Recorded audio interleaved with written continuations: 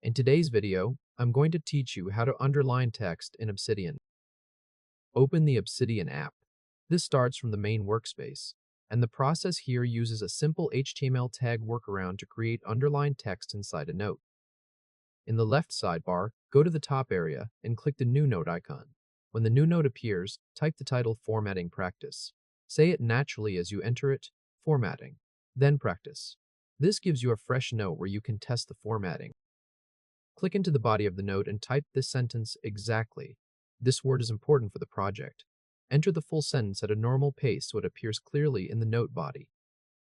Press Enter to move to a new line. On that next line, type the HTML underline tags around your text exactly like this. Less than sign, U, greater than sign. This text is underlined. Less than sign, slash, U, greater than sign. Written out on screen, that becomes opening U tag.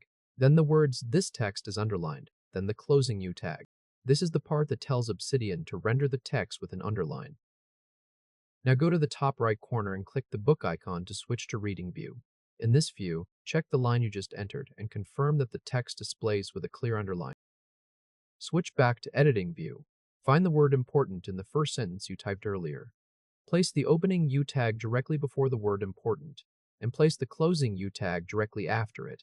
Keep the rest of the sentence unchanged so only that one word is wrapped in the underlined tags.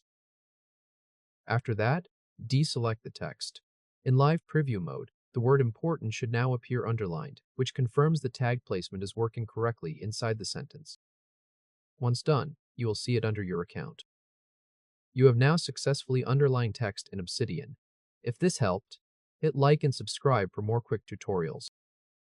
Go ahead and try it now on your end.